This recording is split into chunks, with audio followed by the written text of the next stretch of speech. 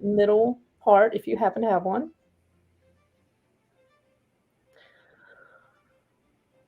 Woo!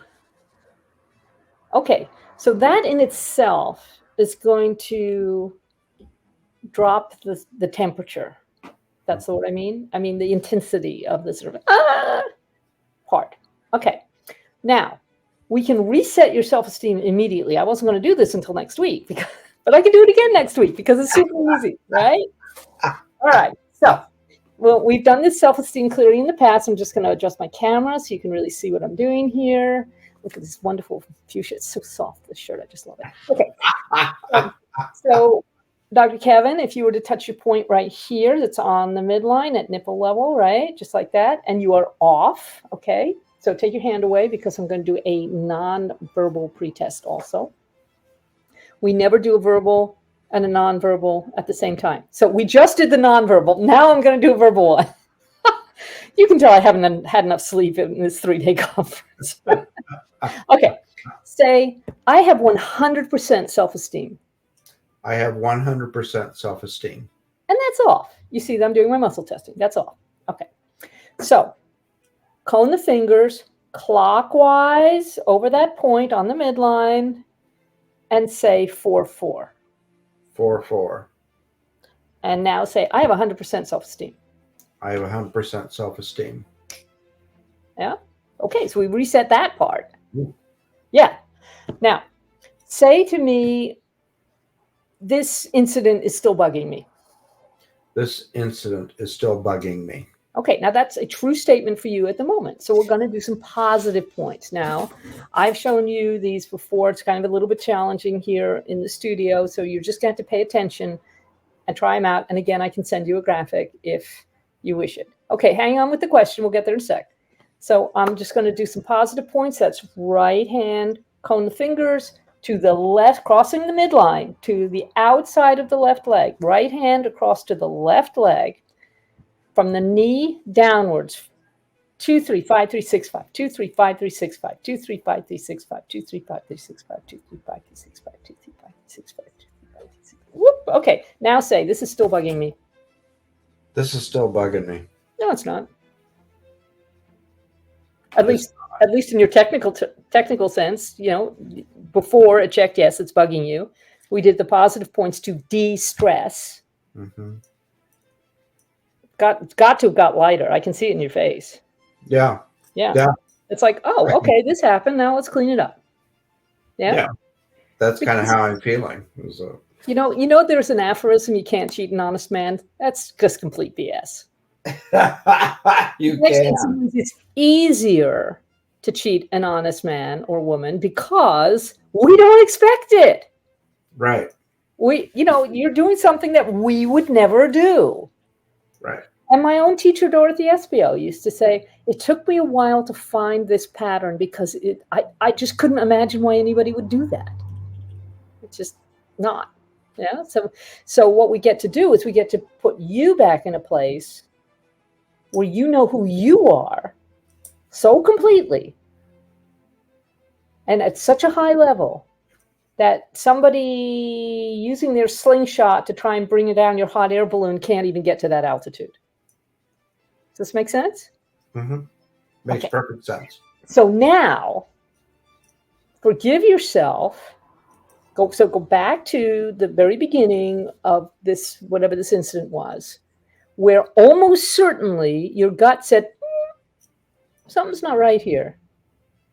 And almost certainly you overrode that. Is that fair to say? That is really accurate because throughout the entire process, a colleague who I had a great deal of trust for was contacting me, but it was an imposter. Yeah. And you don't know that. Well, how would you know that? Except your gut saying... They hijacked this colleague's profile. They created a false profile on Facebook. Mm-hmm.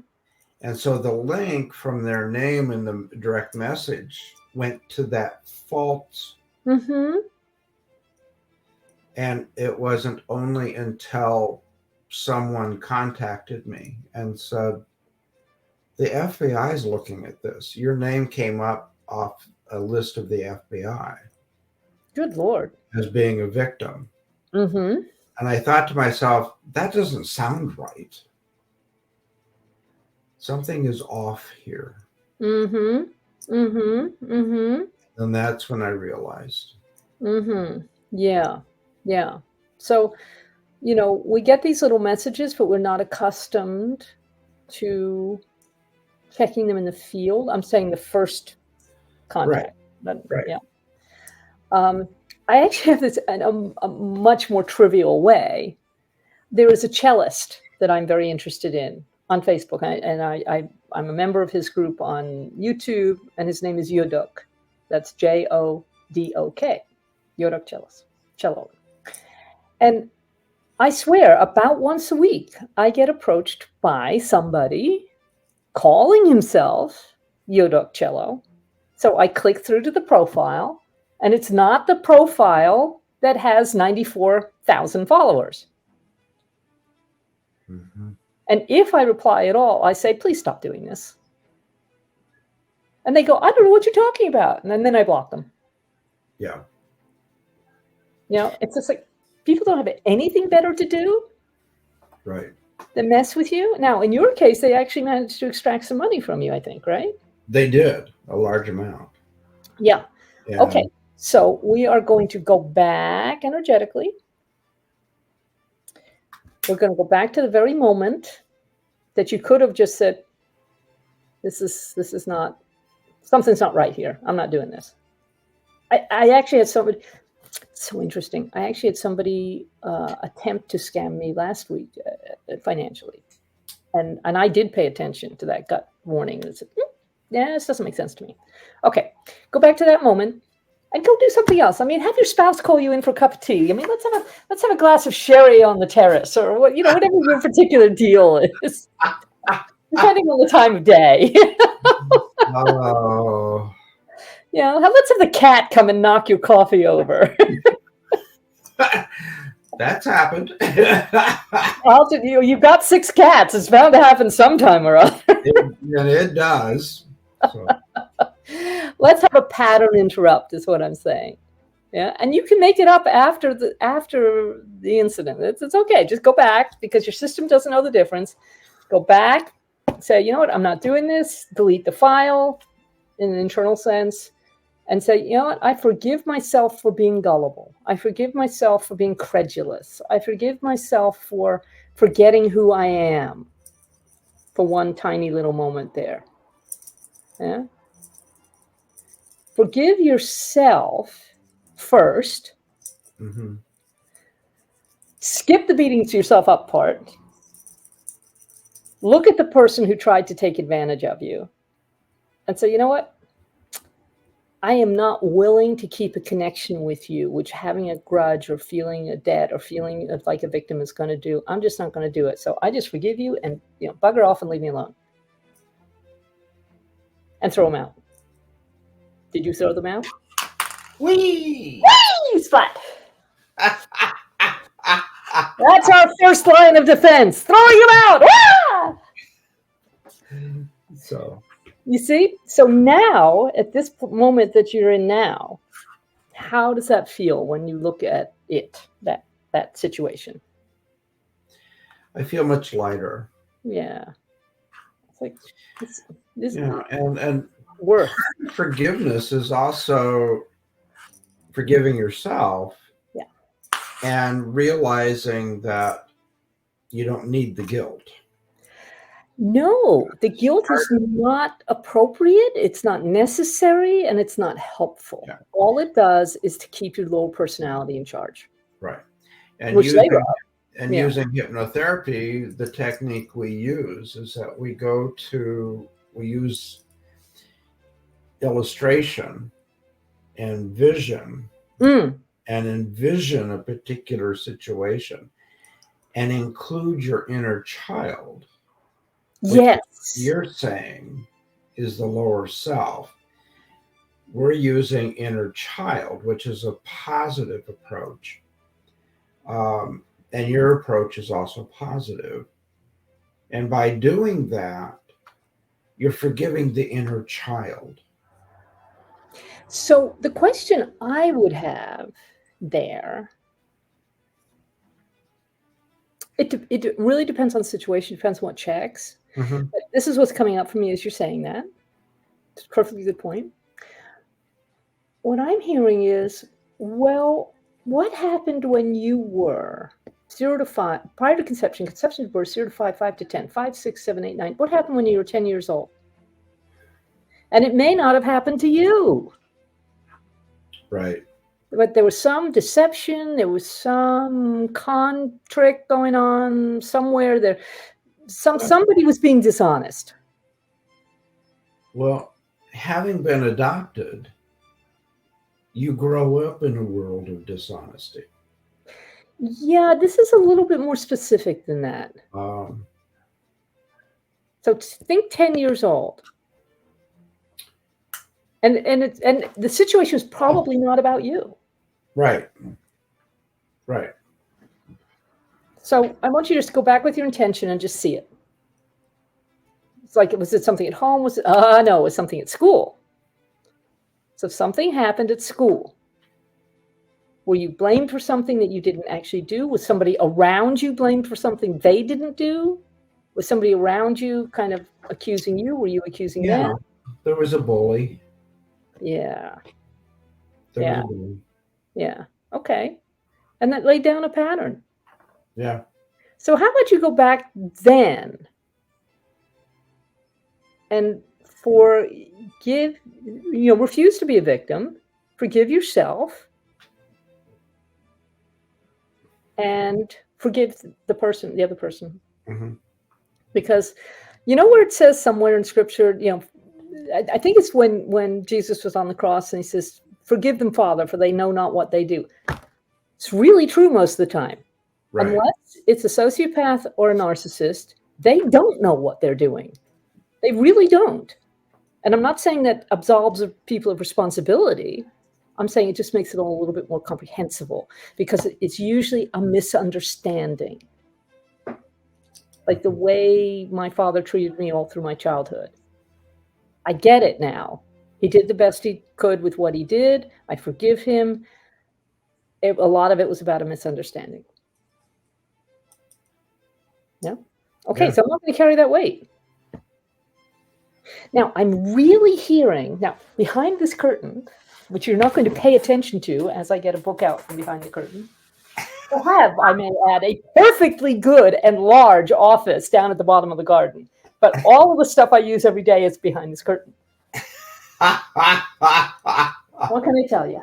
Okay, so here we have Geotran Travel Book Light. This has only the 150 checklists that I use most often. Oh. And here's the thing.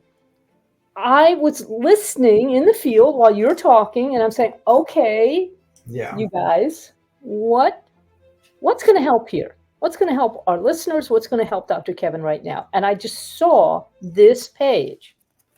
So I thought, oh, great. Isn't it handy that it's right here and I don't have to run down to the bottom of the garden to get it? Okay. Can you see where it says, sorry, no more? Okay. Sorrow is a combination of internal fears and regrets coupled with years of false remembrances. So, quick linguistic hint, people. Never, ever, ever say you're sorry. You can apologize. You say, I apologize. I apologize. Please excuse me when you do something stupid, awkward, or malicious. But never, ever. Those I am statements are important. You never say, I am sorry. Well, and there's a lot of truth in that in the world of hypnotherapy. Yeah. When you're saying, I am sorry, you're telling your subconscious that you're inferior. Exactly. And we are not allowing that. And which promotes guilt, and it works with reducing self-esteem and self-confidence. Exactly. I just can't argue with you about that. Good job. Yeah. Okay. So this is a 3 Typically, We agree. when I've shown you geotrend codes in the past, like that one for self-esteem, that's just a single code. It's all about points, numbers, geometries. Right? This is a 3-parter. Wow. Dr. Kevin, I will send this to you afterwards.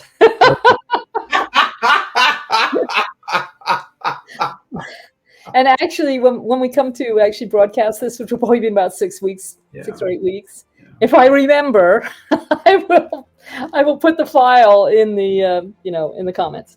Okay. We did have a question that came up. Okay, but let me do this first. Okay. All right. Just and then that'll be the end of this paragraph, and then I'll ask for the question to come up again. Okay. Okay. All right. So action 1, we have the sorrow point here between the eyebrows. Right hand clockwise.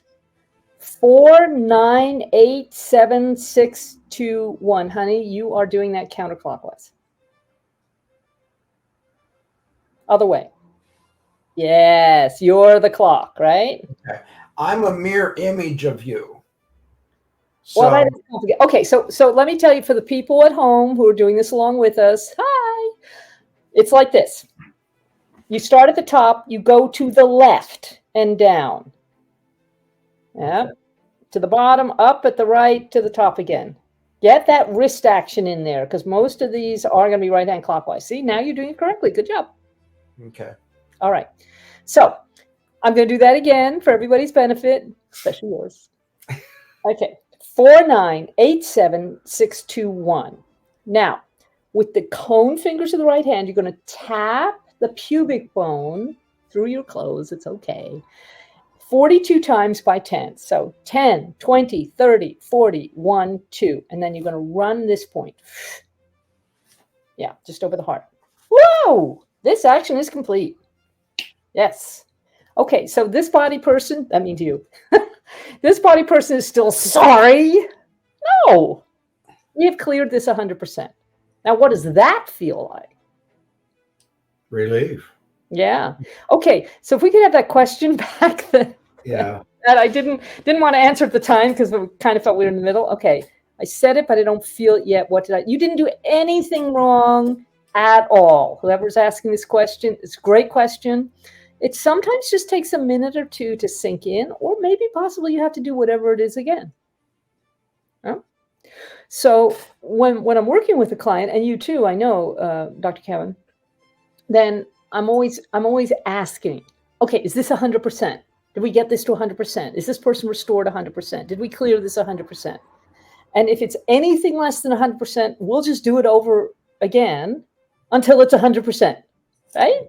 Right. So you may have to go, 4-2, 4-2, 4-2, 4-2. Oh, there it goes, 4-2, right. And even more so with this point here on the solar plexus, yeah, which is, as you know, the success point. Yeah. Say to me, I choose to succeed. I choose to succeed. That's off. Yeah, you didn't hear the sound. It's off. So right hand clockwise. Yeah, that's correct. 2-2. 2-2. Say, I choose to succeed. I choose to succeed. It's still off. See, you're giving us a great example for the viewers at home. So fabulous. We're going to do it again. All levels. Right? Right hand clockwise over the solar plexus. 2-2. 2-2. 2-2. 2-2. 2-2. 2-2. Once more. 2-2. 2-2. I choose to succeed 100%. I choose to succeed 100%. There you go. Now, here's the part I think the question. Oh, okay. Hold that question a second. Look, if it doesn't go in first time, it doesn't mean you're doing something wrong. Probably. No, it just means you have developed a pattern in a certain direction, and it might take a couple of repetitions to clear that pattern. Right. That's all. Now, the question was, if it's not checking, does that mean I don't believe in myself? Okay, well, firstly, let's wind back the question, because we really like questions that have positive focus, right? Yeah. Now, what we're doing here is we are on a technical level resetting your circuits and points, okay?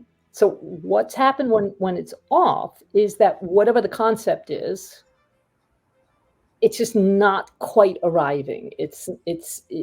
Energy is not quite able to get to that part Yeah. of your circuitry, right? So that's why we'll keep doing it until we get 100% check. But I don't even know what you mean by believing in yourself, and I'll bet you don't either. So let's be really careful with how we frame these questions. Right. And from a hypnotherapy perspective, many times I have clients that tell me that they didn't feel like they were in hypnosis the first time. The more you practice, the deeper you go. Exactly.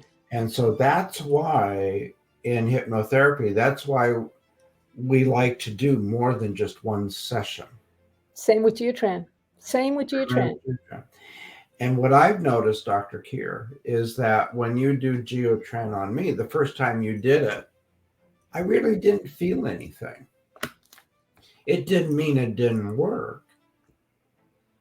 It means my system was not in tune with the procedure. Now, Yes. after we've done Geotran several times, I just get a chill that runs through me when we do it. Mm-hmm. And it's really like going to the gym. You can go to the gym for the whole day and you're not used to it. And you come back and your arms are aching and your legs are aching and your torso feels like it's been trampled on by elephants. And you think, oh, this isn't working. Well, maybe you need to do it for half an hour, a couple of times a week. And then when you get on the machine or whatever it is, whatever exercise you're doing, it's like your system goes, oh yeah, I remember this. Yeah. And they can do it with ease, and it's having that cumulative effect. So when I work with people, I mean, I can do a one-off. I don't object to doing one. I love my work, so I'm happy to do it on whatever the occasion. Right. But really, I like a minimum of 5 sessions because we're training that person's field and computers to what. It's not an emotional thing. So feeling is a little bit of an odd word for this. To understand, to know, oh, this is how it works when I'm 100%. Yes. Oh, this is how my computers work when they're not being sidetracked by contaminations, assimilation, possession, and all that other lovely stuff. It's like, oh, right. That's what a peak experience feels like. Huh. Yeah. And the more you do it, the more consistently you do it, the easier it is to get into that state. And I think that's an exact match for what you're saying about hypnotherapy. Yeah. And so we're in alignment with I will do a one-on-one session with someone if they really request that. Yeah. Yeah. I prefer to do at least 3 sessions minimum. And depending on what we're working on, when we're working on forgiveness, I like to do about 3 or 4 sessions. Mm-hmm. That way we can get down deep enough into the subconscious. Exactly. That we can root that out. Okay, but here's the Band-Aid.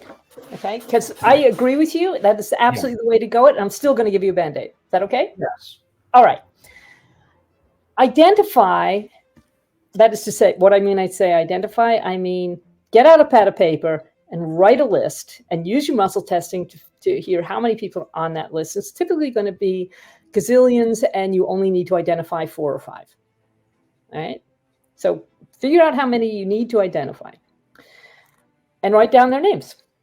Right. And don't make it about judgment. Don't make it about, well, there is no judgment. I'm going to forgive this person for this, that, and the other. That's not the point. The point is, these people are outside your heart right now for whatever reason. Doesn't matter.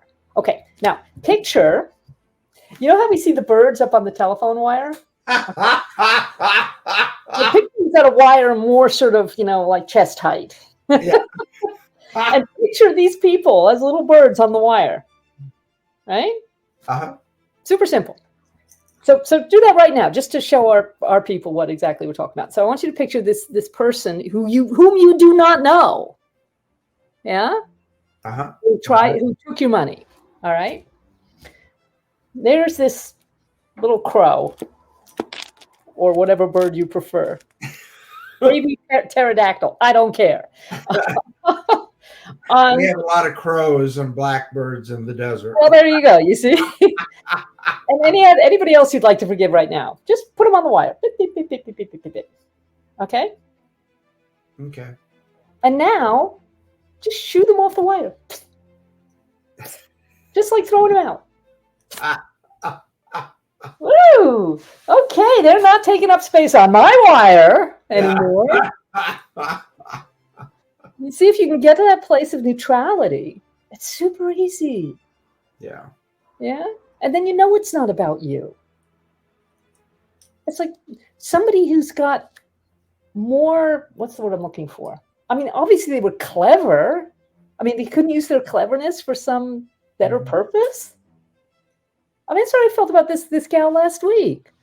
Okay, here was the situation. She approached me. She sent a friend request, and every day, as I was saying to you today, my mentors told me, okay, attract 30 people into your world who you think might be good clients, who you have overlap with, or they have a problem and you think maybe you can help them with it. And in my case, I start with the people who've sent me friend requests. Okay, I mean, that makes sense because they've obviously noticed me somewhere. I've posted something or in my Facebook group, which, by the way, is called Geotrend Global. And so they send me this friend request, okay? And I go and have a look at their profile, and if they're VA people or crypto people, I don't bother because that's just not what I'm interested in, right? Well, in this case, this was an artist, and I thought, oh, this is really interesting, huh? I'm an architect by training, and design's very interesting to me. And then she said, I would like your permission. I have a commission that's going to pay me $3,500. I'd like your permission to use your profile picture as the inspiration for this piece that I've been commissioned. I thought, sounds a little odd, but okay. Cheerful about it. I've been an artist model before. And she says, and I'm happy to pay you for this. And she's already paid me the $3,500. I'm happy to send you $1,000 of that. Do you have Cash App or Venmo? I said, yeah, I have both. Okay. She says, well, send me your Venmo identifier. Yeah. So the next thing is, I was just, and I need to have your email address because I'm sending this from my business account. I thought, I have never actually been asked for that with Venmo. Okay. So I send her my usual address, which she could have gotten off my profile. Yeah. So I get this message purporting to be from Venmo, basically saying, okay, you come up against a limit because you are not a business and the person sending you the money is a business. What the hell difference does that make? I asked myself. And she has to pay another $500 for reasons that completely failed to register with me. And I said, I got this email from Venmo. That just doesn't make sense to me. Well, I'll send you the $500, but can I trust you to send that back to me? And I went, okay. The $1,500 is going to be not real. The $500 is going to be real. I'm going to be out $500 here, not doing it. And then I went and looked at the return address of the Venmo email. And it was not to support@venmo.com. It was Venmo support spelled with one P, not two, @AOL.com. And I thought, And I went over to Venmo and got their address for when there's a phishing attempt. And I reported it. Wow. And this person's not important enough for me to hold a grudge. And I handled it beautifully. I know who I am. And I just felt sorry for her that she finds this some adequate way to extract money from people. I was like, what I saw was there's something wrong with her, not something wrong with me. Right. I guess is what I'm trying to say. Well, and I was trying to be, I don't know what the word was. It triggered something in me that was related to money. Yeah, sure. So, if you invest a certain amount and you get 100 times fold back, that's of interest. Well, yeah. I mean, this woman However, basically was saying out of the blue, "Here, I want to give you $1,000 for no effort on your part." yeah, That's just an extension of that, really. yeah. And so it triggered. But moving on. But here's the thing. I mean, so here's where we really, really get to do the next level of forgiveness. Okay, now this is going to sound totally counterintuitive, probably, except for you and me. One thing I did say, I didn't say this to her. I said it in the field. Mm-hmm. Thank you for that. Firstly, it reassured me that my discernment is still good and strong and that I can hear when something's off, And secondly, thank you for pointing out maybe that little grain of cupidity that I have. Yeah, that says, well, yeah, of course I'd like an extra $1,000. I'm about to go to France for 8 weeks. It would be that'd be a really handy $1,000 to have in my account. You betcha. All right. So it's like, oh, did I forget that God is my provider? I don't have to be accepting or be a target for any of this stuff. In fact, I'm not available for it. So it helped me clean up yet another little pattern that I wasn't even aware of. Yeah. And maybe the same for you. Yeah. We got to go back to that, whatever had happened when you were 10. And I'll bet you, for you and for everybody listening, there are all kinds of patterns from our childhood, especially below the age of 10, because you were operating totally in the subconscious, and where we've overheard arguments, or we've noticed parents getting anxious, or they've straight up said things that are completely unhelpful, like money doesn't grow on trees, Right. or you have to work hard, or people who are successful, people who are wealthy, it's because they work hard. That is such BS. I mean, really. No, Elon Musk does not work 18,000 times harder than his manufacturing workers. I'm sorry. He's very clever in his manipulation of money, and that's fine. I don't care. It doesn't affect me. But it does. It's interesting, the beliefs that we pick up. Mm-hmm. Yeah. So sometimes we just need to reset to, wait a minute, God is my provider. Right. My favorite affirmation from Edwin Gaines is, large, rich, lavish, opulent financial surprises come to me now, and I am grateful. I don't have to specify where they're coming from. I mean, seriously, last week, every day last week, I got a little drop from somewhere. I got a client here. I got a refund from something. I got, it adds up. Mm-hmm. Because source is infinite. The question is, are you in alignment? And one of the things that's going to take you out of alignment faster than anything else is unforgiveness. You can't afford it. You cannot afford that unforgiveness. You really can't. Well, and the other thing that comes up with that is trust. Oh, yeah. Trust in other people, but also trust in yourself. Mm-hmm. And so in hypnotherapy, again, we use visualization and imagery. And to go back, we don't go back in time, but we go into the subconscious. Mm-hmm.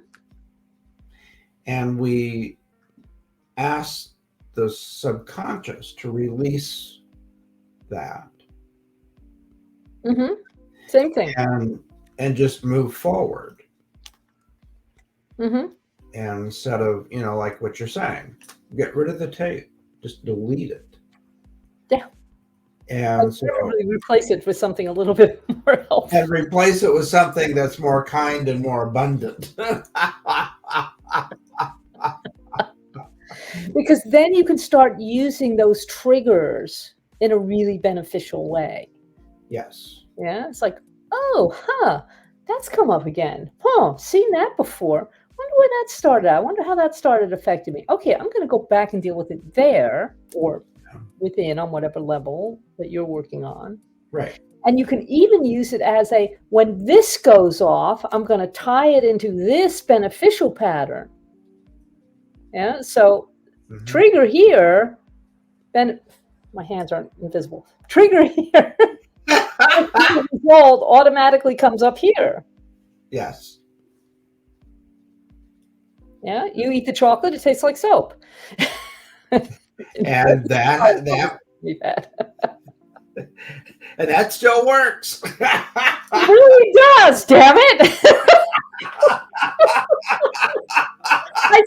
I have not made a single batch of chocolate truffles since we did that work. What was it, like 3 months ago?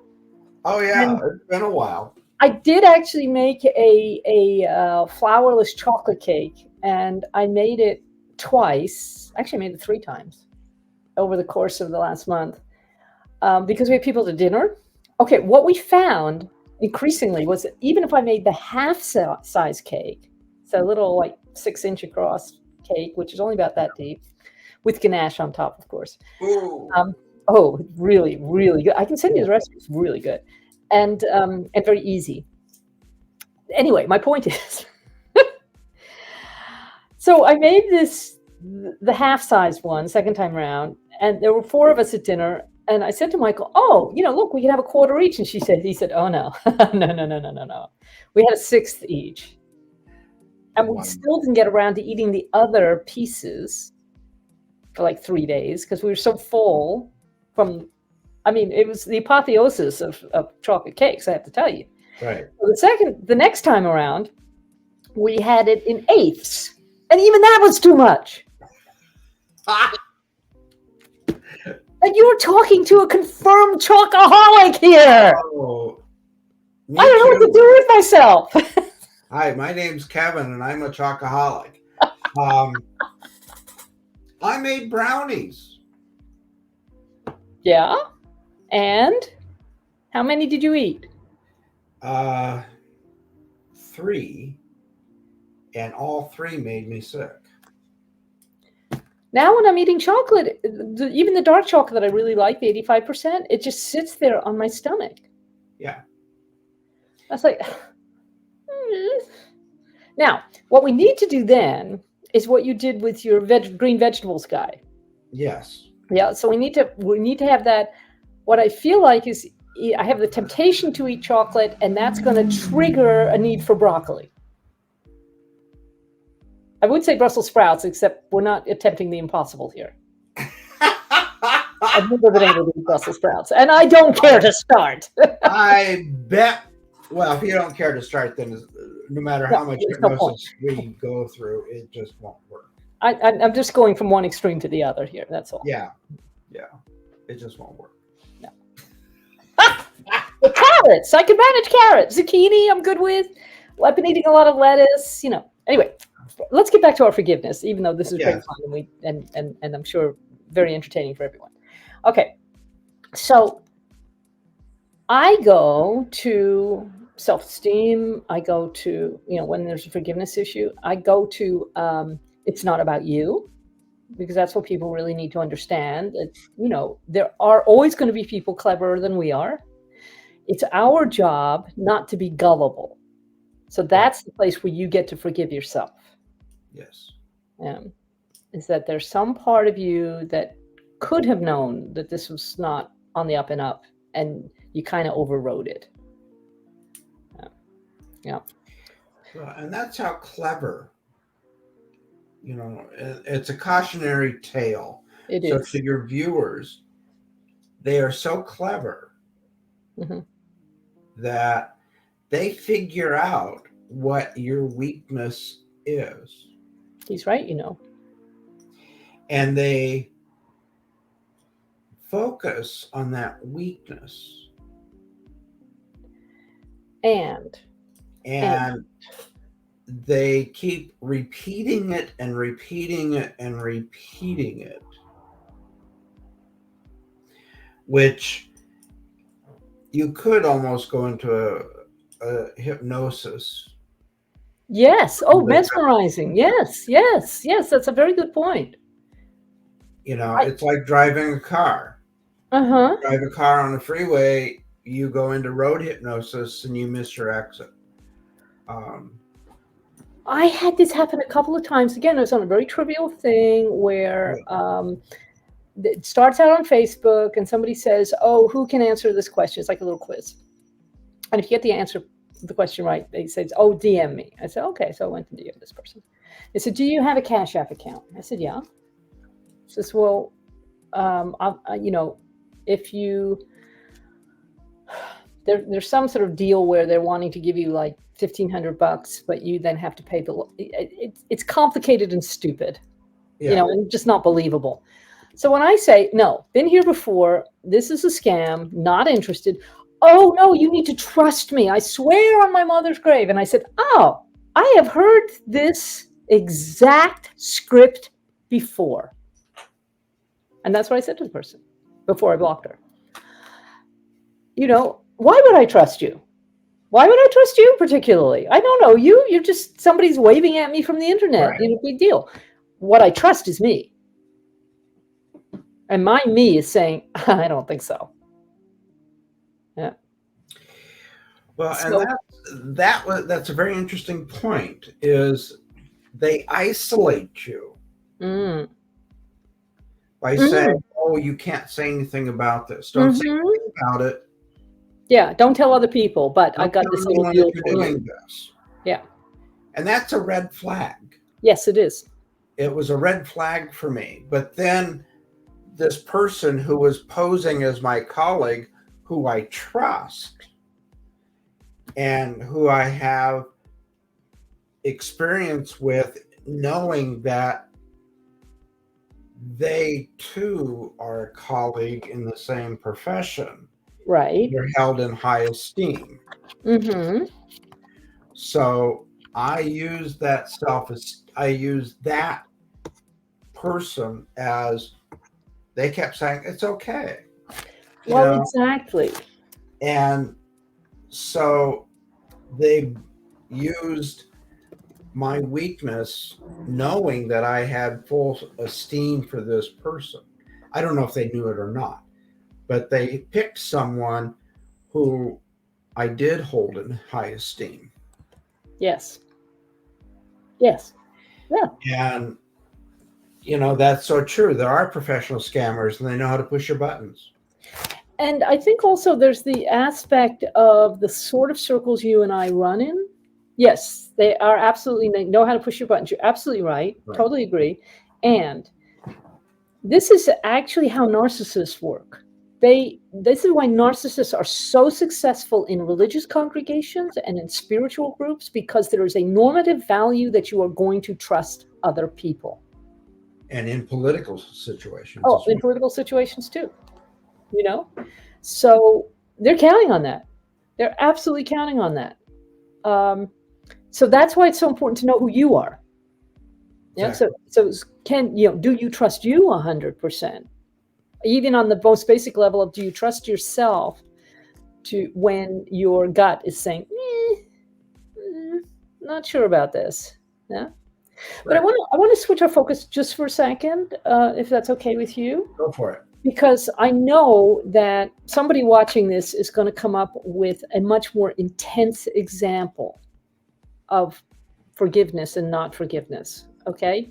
We both know, because of the work that we do, and because of the lives we ourselves have lived, we know that there's a lot of trauma and abuse in the world. We know this. We know this. And so one of the things that certainly some of my clients have said is, well, how could I possibly forgive XYZ person who has sexually abused me? Would be Prime example, I was sexually abused myself as a kid. From obviously somebody that, positionally speaking, I was set up to trust. Hello? Right. Of course. Yeah. It's very rare for you to be in a situation where you're being abused by somebody who you are not expected to trust, if that makes sense to me. You're not, most people are not, most kids, even kids, are not going to let some complete stranger interfere Well, with them. It's people they know. It's a step parent, it's an uncle, it's a grandparent, it's a and family I have to member, say, a family friend. and it's normally men, not always. Not always. And it's normally girls who are being abused, not always. Not But I'm always. going to use the examples that I know the best. So please allow Yep. for, whatever gender distinctions you need to look at. So we're in a situation with someone that we are taught to trust, that we are expected to trust. How do we forgive that? Now, here's where I can totally see on the clinical hypnotherapy side, Right. that you'd be wanting to go in and look at the level that it got started on, because it's created a groove. We say in Geotran, created a pathway in the field that it's easy to fall into. It's like you're falling into the ditch. Also, as from a clinical hypnotherapy perspective, we ask ourselves, do we need to get the help from a professional psychologist or psychiatrist? Mm-hmm. And Well, then that is also an interesting question. and support them in their efforts with the client. Mm-hmm. So sometimes when we're looking at forgiveness based on what the issue is, Mm-hmm. sometimes it's beyond the skill level of a clinical hypnotherapist. And we Mm-hmm. need to go to a clinical psychologist or a psychiatrist to help with that, and then support their efforts by working with the subconscious. See, I have a trust. Here's where I trust the universe.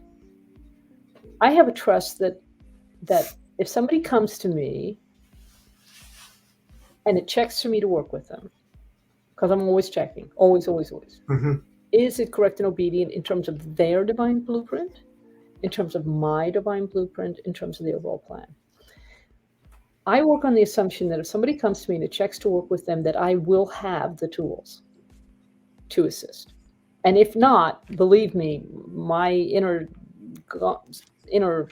system will say, okay, I've gone as far as I can go with this, and you need a different kind of help. Mm-hmm. So my question was more allowing for what you're saying, which is perfectly sensible and intelligent. Mm-hmm. How would you work with someone that it does check for you to work with? We're going to assume that you have the tools and the understanding that are correct for that person. What on a technique level, where would you go with that?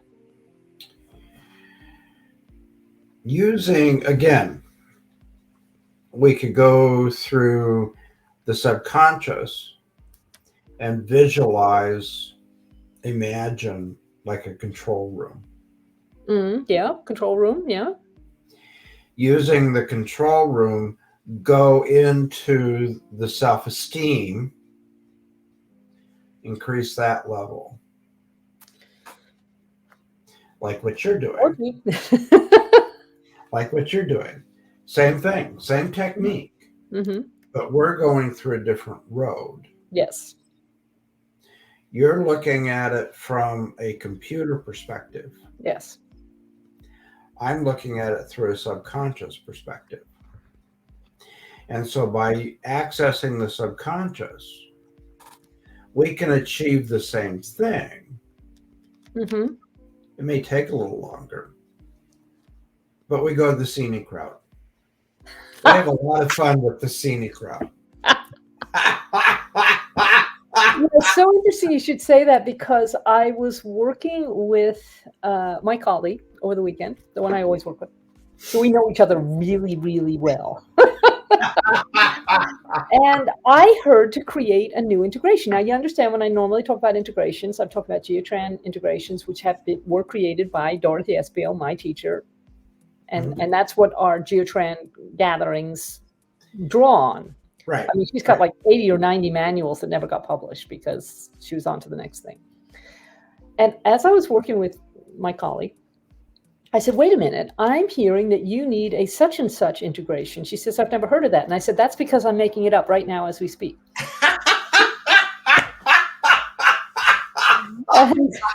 Because I have confidence in me.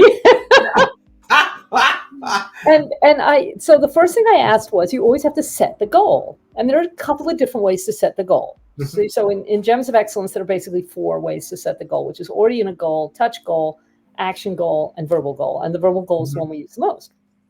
And I got already in a goal was one way to set the goal. And then the other one was a magical goal setting. And I thought, what? But I trust what I hear. Yeah. So I said to my colleague, so what do you think a magical goal setting looks like? I said, because the picture I'm getting is when I work with Dr. Kevin, he normally starts me off by going down this path in the forest, and it's whatever kind of plants I like, or path in the garden, or, outside is the point. And I said to her, do we get to a gate or do we get to a door? She says, a gate. I said, okay, so what are we going to do at this gate? So we'll knock on the gate. Okay. I said, and who's showing up? You understand? So we're working on this together. Right. She says, an angel. And I said, well, which angel is it? Because I work with Haniel, but she works, I don't know who she works with. I've never asked. It seems very personal. And she said this was Gabriel. I said, okay, great. Gabriel, fine. Okay, so what is Gabriel saying, or what are we saying to Gabriel? And Gabriel was saying, I mean, we're both getting this. Gabriel was saying, what is your petition? Now, if you're a Geotran person, petition means it's written down. It's one of the 4 forms of prayer, right? So I said, okay, I'm going to write down what my desire is. And I'm going to hand it to Gabriel. That was setting the goal. Uh-huh. Yeah, I put my hand on what I'd written down. It's just a sentence. Put my hand on it. It checked off. That tells us that's the goal. It's not something that our system knows how to handle. And then we can do the post test afterwards. So we did this whole lovely little integration because then I heard what the steps were. And then I had my post test. I put it on my hand back on that exact same piece of paper, piece of writing, that petition. And then it checked. But I thought it was actually very charming for me that what I was seeing so clearly was, okay, we need to go down the garden path. I learned that from Dr. Kevin. Well, again, this is where in hypnotherapy, this is where we have to get to know the client. Yes. To see what works for them. For you, walking down the path to a garden works. Yeah. And you're able to visualize that. Yeah. Yeah. And some people, it doesn't work at all. Well, there are many paths to the top of the mountain. There is. There is. And 1 or 2 sliding back down it too. And throwing them out. And getting thrown out. Do you realize I have got 4 invitations to go to Switzerland while I'm in France this next 8 weeks? 4. I am so jealous. It's like I set my intention. There's somebody I actually want to meet in Lucerne, and I'm being invited to Austria, just over the Swiss border, which is going to pass by Lucerne, like 40 minutes away. And then one of my colleagues this weekend is saying, oh, I'm visiting my family in the Haute-Savoie, right up against the Swiss border. It's like an hour's drive from Geneva. Oh my God. Let's get together. Yeah. And then a friend who's coming to visit me in September from Seattle says, oh, by the way, I've got a friend in Zurich. We should, go over for a day or 2. So I was like, okay, I'm getting it. I'm getting the picture here. Several ways to do this, right? Switzerland is in your future. Clearly. My sister studied law in Geneva. Really? Oh, how fascinating. Yeah, she studied law. Yeah. I had been to Switzerland, but I was 15 at the time, and I've slept since then. So, Oh, yeah, yeah. I've only been to England and I've only been to Paris. We have to And get you out into the provinces. They're much more interesting than Paris, in oh, my opinion, of course. and then we went to the Palace of Versailles. Well, well, it's the law. I mean, you have to. You have to go You there. have to. You have to. Yeah. I actually only saw I didn't live in London, but I lived in England for 20 years. I only saw the sites, the tourist sites in London when my grandmother came over. Because Wow. why would I go there? I could go there anytime. No? Anyway, neither here nor there. So what I'm hearing you say is that in common with other issues that you deal um, with the clinical hypnotherapy, it's more like a journey than a reset, It is a journey. depending on the depth and the actual Right. cause of the Mhm. unforgiveness state. But it seems to me the principle is still the same, which is that we do not want to be carrying this unforgiveness around with us. Right. We want to lighten our field. We want to feel at peace with ourselves and with the other person. Right. And this is why actually forgiving God can be very important, whatever your religious persuasion, because one of the ways that the lower personality kind of likes to dig in is saying, well, where was God when I needed God? Why was I not protected from this person or that other situation or whatever? And in my world, we say that the soul of the child chooses the family for whatever role they are learning about or playing in this particular lifetime. So one of the things that I did that I found was a great release for me is I went back to before conception, and just in my imagination, and I repented and forgave myself for loving myself so poorly that I chose that family. And then I forgave them for just playing their part. Right. I mean, if you're playing Hamlet, somebody's got to play the wicked king. Yeah. Yeah. So, okay, they were doing their job. I was doing my job. Can we move on now? I think I'm going to choose a different play. Yeah. And that's the same in hypnotherapy techniques. It's choosing a different path. Yes. Or it is strengthening your ego strength, or it's strengthening that lighter side of ego. Yeah. Your lighter side of the ego. It's strengthening your belief in yourself. Yeah. And strengthening your flag alerts to where they are so strong. Yes. That they will help prevent an event. Yeah. So very similar techniques. Well, yeah, because we're dealing with the same reality. That's great. Yeah. And we always say that psychotherapy is nice, but hypnotherapy gets you there much faster. And tutoring gets you faster. It gets you there on the channel. I learned a lot about forgiveness from something that Dorothy said to me once, and we're running out of time, so I'm just gonna finish up with this.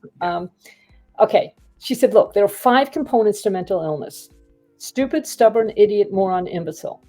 Okay, and they're technical. And in the Jutran world, we know what each of those means technically. He says, look, if somebody cuts you off on the motorway, instead of getting annoyed at them and grumbling and going into unforgiveness of them or yourself or the traffic gods, just ask, is this person being stupid, stubborn, idiot, moron, or imbecile? It's like, oh, diagnostic tool. Being an imbecile. Bye. Done. You never took it on. They're just being an imbecile. Yeah. They're being, yeah. Yeah. Yeah. Look, there goes that cumulus cloud. Okay. Whatever. And it's amazing how quickly an hour has passed. Is it not? Indeed. Yes, it is. And we had fun getting there. as always, thank you so much, Dr. Kevin. Thank you to our delightful producer, Angie B., who we had a little Thank you, chat with Angie. earlier. And thank you all for showing up, listening. I do put the replays in my Light Me Up coaching group on Facebook and on my YouTube channel, which I've just reorganized. And my YouTube channel is called Geotran.global. Yay! Yay! You can get hold of me, you can get hold of Dr. Kevin, and let us help you sort things out. Yeah.